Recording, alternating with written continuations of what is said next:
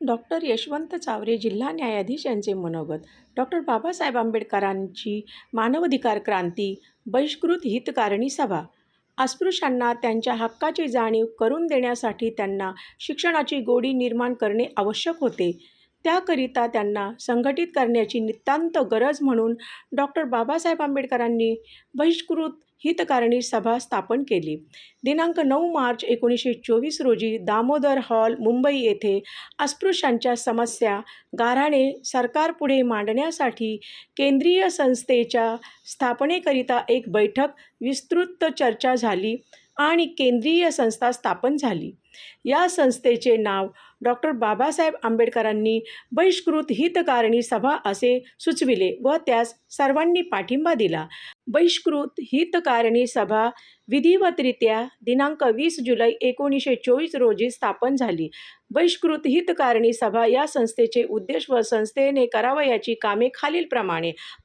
बहिष्कृत वर्गाच्या चालू परिस्थितीची माहिती गोळा करून ती लोकनिदर्शनास आणून त्यावर लोकमत तयार करणे व त्याचप्रमाणे सरकारकडून त्यांच्या हक्काचे संरक्षण व्हावे व त्यांच्या उन्नतीस जरूर त्या सवलती मिळाव्यात म्हणून प्रयत्न करणे. बहिष्कृत वर्गाची जागृती करणे व त्या प्रित्यार्थ प्रचारक नेमणे. बहिष्कृत वर्गास त्यांच्या हक्काची जाणीव उत्पन्न करून ते त्यांना प्राप्त करून देण्याचा प्रयत्न करणे.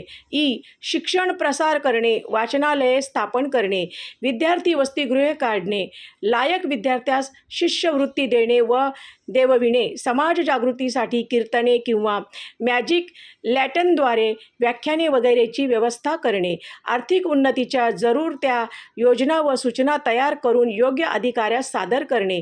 इतर अन्य मार्गांनी त्यांची सर्वांगीण सुधारणा करण्याचा प्रयत्न करणे.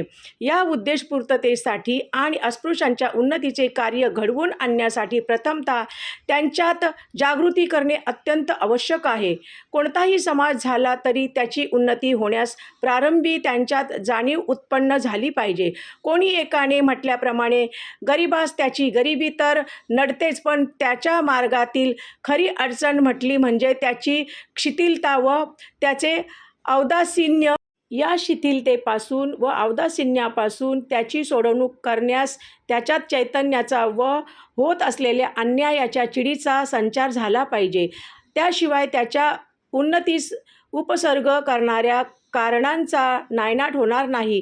इतक्यानेच मात्र भागणार नाही. एकीकडून त्यांना उपसर्ग करणाऱ्या कारणांचा लय तर झालाच पाहिजे, पण दुसरीकडे ज्या कारणांनी त्यांचा उत्कर्ष होईल अशा कारणांची अभिवृद्धी करणे जरूर आहे. म्हणून बहिष्कृत हितकारिणी सभा या संस्थेद्वारे लोकजागृती कार्य सुरू झाले. सभा संमेलनामधून डॉक्टर बाबासाहेब आंबेडकर लोकांना त्यांच्या हक्काची जाणीव करून देऊ लागले.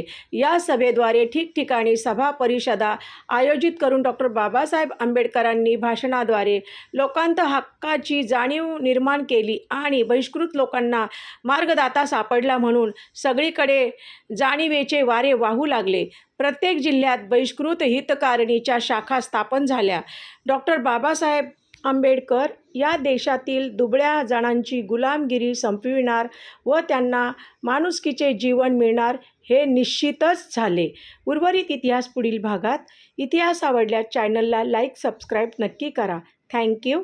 धन्यवाद.